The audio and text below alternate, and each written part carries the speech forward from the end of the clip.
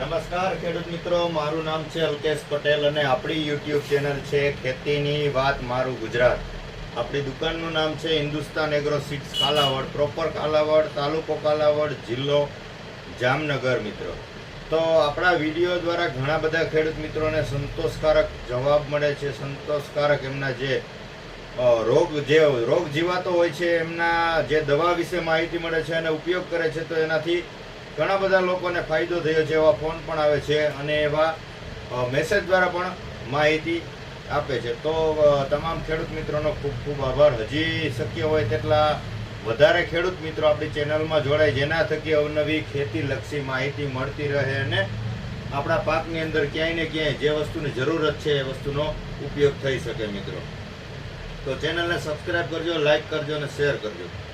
હવે મિત્રો, આજે વાત કરવાની છે, આજે તારીખ છે 21/8/2024. તો આજે વાત કરવાની છે કપાસના પાક વિશેની. તો કપાસમાં અમુકને વાવણીના જે કપાસ છે એને પણ હવે 2 મહિનાનો સમયગાળો થવા આવ્યો છે. અમુકને આગોતરા જે ઓરવીને વાવેતર કરેલા છે એને પણ ક્યાંય ને ક્યાંય 3 મહિના સુધીના કપાસ થવા આવ્યા છે. તો સર્વપ્રથમ આપણે શું છંટકાવ કરશું? અત્યારે નોર્મલ જે વાવણીના કપાસ છે જેની અંદર કોઈ એવા ખાસ એટક નથી. હા, એક વસ્તુ છે કે તમે કઈ પ્રકારની વેરાયટીનું વાવેતર કરેલું છે એના ઉપર આખો આધાર રહેલો હોય છે. ચૂસિયા પ્રકારની જે વેરાયટી આવે છે એના વાવેતર કરેલા હોય તો એની અંદર અત્યારે ચૂસિયા અને થ્રિપ્સ દેખાય છે. જે રૂવાટીવાળા પાનના જે તમે વાવેતર કરી રહ્યા છે 2BTમાં ઘણી બધી વેરાયટી એવી આવે છે કે અજીત 155 છે કે ઘણી બધી વેરાયટી એવી છે. ચૂસિયા કે થ્રિપ્સ એકેય પ્રકારના રોગ નથી. એટલે તમે કઈ વેરાયટીનું વાવેતર કર્યું છે એમાં કઈ વસ્તુની જરૂરિયાત છે એ મુજબ જ છંટકાવ કરવાનો છે. આડેધડ કે અત્યારે હાલો રાઉન્ડ મારદી 15 દિવસ જરૂર નથી કે 15 દિવસ આ તહેવારો આવે છે તો પછી મારવું ન પડે, આવું કાંઈ જરૂરત છે નહીં. તમારા પાકમાં તમે કયું કપાસની વેરાયટીનું વાવેતર કરેલું છે, એમાં કઈ પ્રકારના રોગ છે, એમાં કઈ પ્રકારની જીવાત છે એ મુજબ તમારે છંટકાવ કરવાનો છે. હું તમને માહિતી આપીશ સ્ટેપ બાય સ્ટેપ. એમાંથી તમારે જ નક્કી કરવાનું છે કે આપણા ખેતરની અંદર આપણે આ વેરાયટીનું વાવેતર કર્યું છે તો આપણે આ વસ્તુની જરૂરિયાત છે તો એનો ઉપયોગ કરવાનો છે. બરાબર છે? તો સર્વપ્રથમ આપણે વાત કરીએ જે વાવણીના કપાસ છે, જે લેટ વાવેલા છે, એમાં નોર્મલ એટક હોય, નોર્મલ ચૂસિયા હોય, નોર્મલ થ્રિપ્સ હોય, નોર્મલ સફેદ માખી હોય, તો સર્વપ્રથમ એમાં કયો છંટકાવ કરશું ત્યાંથી આપણે ચાલુ કરીએ. તો નોર્મલ વસ્તુ હોય તો એની અંદર તમારે વાપરી દેવાનું છે લાન્સર ગોલ્ડ. UPL નો આવે છે લાન્સર ગોલ્ડ. એસીફેટ અને ઇમિડાક્લોપ્રિડનું કોમ્બિનેશન આવે છે. એસીફેટ આવે છે 50% અને ઇમિડાક્લોપ્રિડ આવે છે 1.8%. આ લાન્સર ગોલ્ડ, ચૂસિયો, નોર્મલ સફેદ માખી અને મોલો, આટલી વસ્તુની અંદર કપાસમાં કામ આપશે લાન્સર ગોલ્ડ. બરાબર છે? આની સાથે વાપરવાનું થાય તમારે પ્રોફેનો સાયપર. પ્રોફેનો 40%, 4% સાયપર. પોલિટ્રીન સી સિજન્ટાનું આવે છે, પોલિટ્રીન સી. લાન્સર ગોલ્ડ, પોલિટ્રીન સી નો તમે ઉપયોગ કરી શકો છો. મિત્રો, આ બે વસ્તુ નોર્મલ માટે છે. હવે ક્યાંક તમને સફેદ માખી દેખાતી હોય તો આની સાથે તમે પ્રાઇડ પણ ઉમેરી શકો છો. સફેદ માખીનો એટક અમુક જગ્યાએ શરૂ થઈ ગયું છે, અમુક વેરાયટીની અંદર પણ સફેદ માખી ઘણી જગ્યાએ જોવા મળી રહી છે. તો તમારે આની અંદર પ્રાઇડ આપી દેવાનું છે. પ્રાઇડ આપશો, પોલિટ્રીન સી, પ્રોફેનો સાયપર અને લાન્સર ગોલ્ડ, આ 3 વસ્તુનો છંટકાવ કરી દેવાનો છે. ગ્રોથ આની અંદર કોઈને નબળો હોય, વલ ન થતું હોય, ઓછું વલ હોય તો એની અંદર તમારે જે આપણે કોરોમંડલનું આવે છે ઇન્સ્ટા, કોરોમંડલનું આવે છે ઇન્સ્ટા, આનો ઉપયોગ કરી દેવાનો. એક પંપે 100 ગ્રામ, 1 કિલોની અંદર 10 પંપ થશે. પ્રોફેનો નાખો, એસીફેટ નાખો, પ્રાઇડ નાખો અને ગ્રોથની જરૂર હોય તો તમે આ ઇન્સ્ટા વાપરી શકો છો અથવા એની જગ્યાએ UPL નો મોનો પણ વાપરી શકો છો. આ તમારા પાકમાં જે વસ્તુની જરૂર હોય, મેં તમને 4 વસ્તુ બતાવી. પ્રાઇડ છે, પ્રોફેનો છે, એસીફેટ છે અને 28-28-0 છે, મોનો છે. આમાંથી જે મુજબની જરૂરિયાત છે એ મુજબનો તમારે નોર્મલ છંટકાવ કરવો હોય તો આ મુજબનો કરવો. હવે ચૂસિયા થોડાક વધી ગયા છે, થ્રિપ્સ થોડીક વધી ગઈ છે, તો આનાથી ઉપરનું કયું મારવું તો એના વિશે તમને માહિતી આપી દઉં. તો એમાં આવે છે પારિજાતનું આવે છે, ઘણી બધી કંપનીમાં આવે છે ડાયનોટેફુરાન, UPLમાં દ્રોણા નામથી આવે છે, બીજી ઘણી બધી કંપનીમાં ઓસિન આવે છે PI નું, એ સેમ વસ્તુ છે. આની અંદર ડાયનોટેફુરાન આવે છે 20%. આ પારિજાતનું નાઉકો નામથી આવે છે. એક પંપે 10 ગ્રામનું પ્રમાણ છે. ચૂસિયામાં બેસ્ટ, ચૂસિયામાં સારામાં સારું રિઝલ્ટ મળશે. ચૂસિયો એક જ મળશે આનેથી. આની સાથે તમારે થ્રિપ્સ વધારે હોય તો ચીની આપી દેવાનું છે. સ્ટર્લિંગનું આવે છે ચીની. આની અંદર આવે છે બામેક્ટિન 1.9%. આ થ્રિપ્સનું કામ કરશે, આ ચૂસિયાનું કામ કરશે. આ તમે વધારે પડતો થોડોક એટક હોય અને તમારે વાપરવું હોય તો આ વસ્તુ તમે વાપરી શકો છો. આની સાથે તમારે આપણે આવે છે સિગ્માનું ઢાલ. મેં તમને નોર્મલ દવાઓ આપી, ની માહિતી આપી, એની સાથે પણ તમે આપી શકો છો. આ નાઉકો છે અથવા ચીની છે એની સાથે પણ તમારે સિગ્માનું ઢાલ અવશ્ય આપી દેવું, જેથી કરીને નોર્મલ એટેક હોય તો 15 દિવસ સુધી તમારે એમાં ચૂસિયા પ્રકારની જીવાતોમાં સારામાં સારી રાહત રહેશે. એક પંપે 40 ml નાખી દેવાનું છે, છોડ આખો કડવો થઈ જશે. રિઝલ્ટ તમે જે બીજી દવા વાપરી છે એનું રિઝલ્ટ પણ પરફેક્ટ આવી જશે. ખાલી આ સિંગલ દવા મારવાની નહીં, તમે બીજી દવા જે મારો છો એની સાથે નાખવાનું છે, કેમ કે આનાથી સીધી જીવાત મરી જતી નથી. આનાથી નવી જે જીવાત આવે છે ઉત્પન્ન થાય છે અને રસ ચૂસી એને ખાવાનું કરે છે તો એ ખાઈ શકતી નથી. એટલા માટે તમારે આ નાખી દેવાનું છે કે નવી જે જીવાત આવે, નવો જે રોગ શરૂ થાય તો એ તમારામાં પાકની અંદરમાં રસ ચૂસી અને ખાવાનું પસંદ ન કરે, જેથી કરીને એ બીજે વયો જાય છે અથવા ખાવાનું પસંદ નથી કરતો. તો તમે ઢાલ વાપરી શકો છો, તમે કોઈ પણ દવા સાથે ઢાલ ઉમેરી શકો છો. મેં તમને શરૂઆતના 2 છંટકાવની માહિતી આપી છે.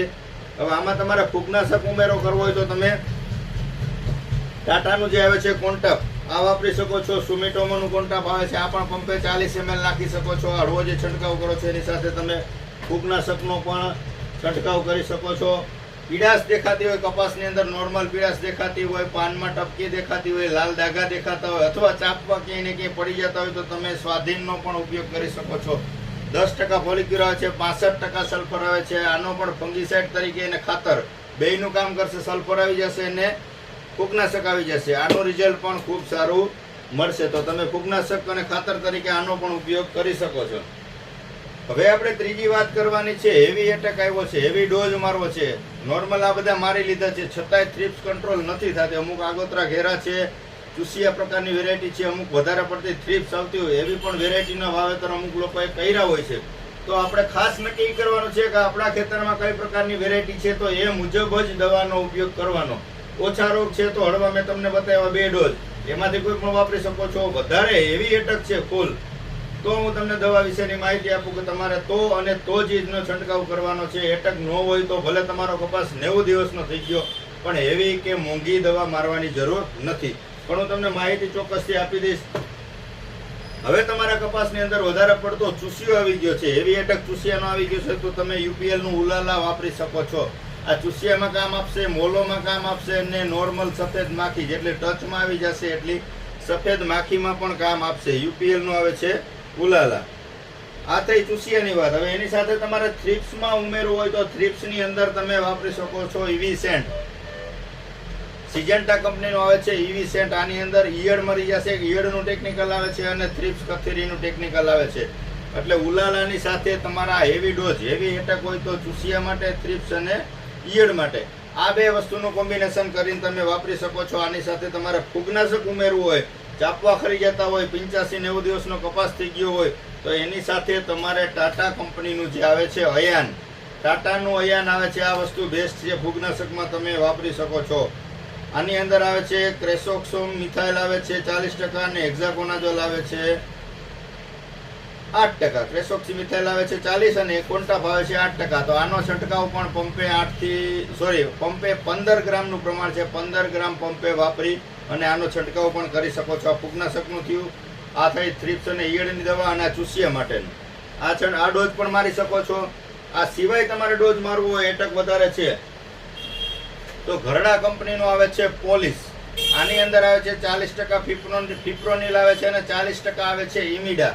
પંપે 8 થી 10 ગ્રામનું પ્રમાણ છે. રિઝલ્ટ આનું એકદમ પરફેક્ટ બેસ્ટ આવશે. ચૂસિયો અને સફેદ માખી ઘરડાનું આવે છે પોલિસ.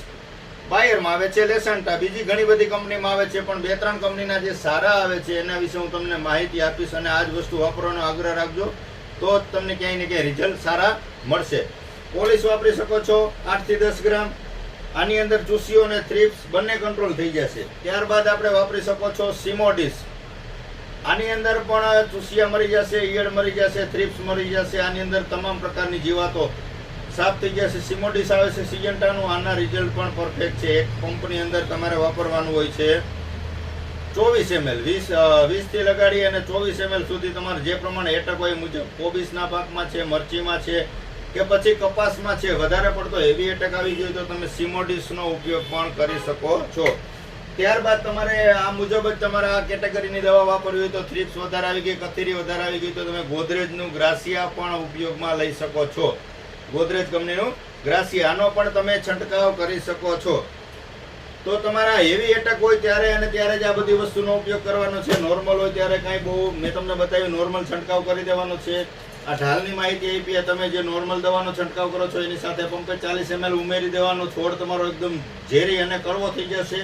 15 થી 20 દિવસ સુધી એમાં રોગ જેવા ચૂસવાનું પસંદ કરશે નહીં. આ વસ્તુ વાપરી શકો છો. ત્યારબાદ જમીનની અંદર આપવું હોય તો મગફળી છે, મરચી છે, કપાસની અંદરમાં તમે સુપીક સોઇલનો ઉપયોગ કરી શકો છો. આપણે ભલામણ પણ વારંવાર કરીએ છીએ અને એક જ એકરમાં વાપરવાની ભલામણ કરીએ છીએ. આપણે વધારે વિસ્તારમાં વાપરવું નથી. તમે રિઝલ્ટ જોઈ તમને યોગ્ય લાગે, સારી પ્રોડક્ટ લાગે તો અને તો જ તમે સુપીક સોઇલનો બીજા પાકમાં અથવા આવતી સિઝનમાં કે આવતા વર્ષે ઉપયોગ કરજો. અત્યારે તમારે બધા ખેતરની અંદર વાપરવાનું નથી. કપાસમાં આપવું હોય તો 5 વીઘે 1 લીટર, મગફળીની અંદર આપવું હોય તો 1 એકર 2.5 વીઘાની અંદર 1 લીટર તમે આપી શકો છો. ઓર્ગેનિક કાર્બન આવે છે, પ્લસ એન્ડોમાઇકોરાજ આવે છે. રૂટ ડેવલપ, જમીનમાં અંદર છોડની અંદર સફેદ મૂળનો વિકાસ કરશે, જમીન પોચી કરશે, ફળદ્રુપતા વધશે.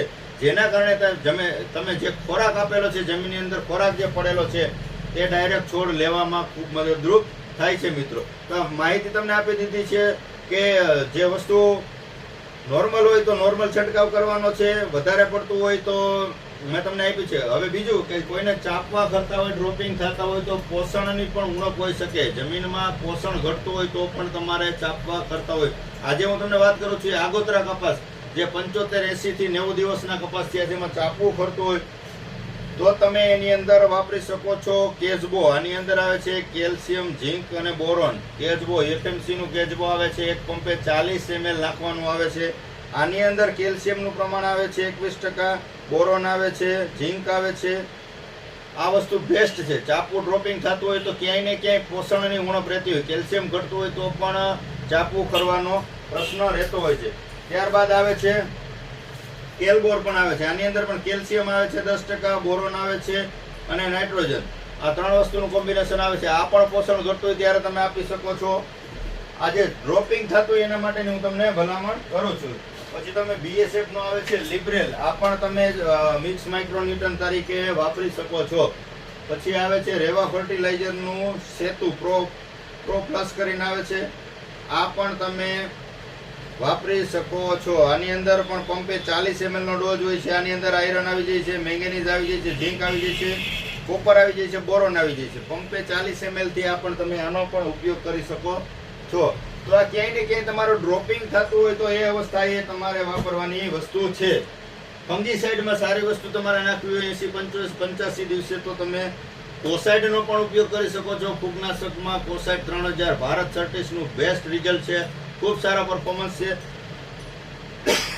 ફૂગનાશકમાં સારામાં સારી વસ્તુ કોસાઇડ. આનું પ્રમાણ આવે છે 10 ગ્રામનું પંપે પ્રમાણ આવે છે. આની અંદર આવે છે કોપર હાઇડ્રોક્લોરાઇડ. આ પણ તમે ઉપયોગ કરી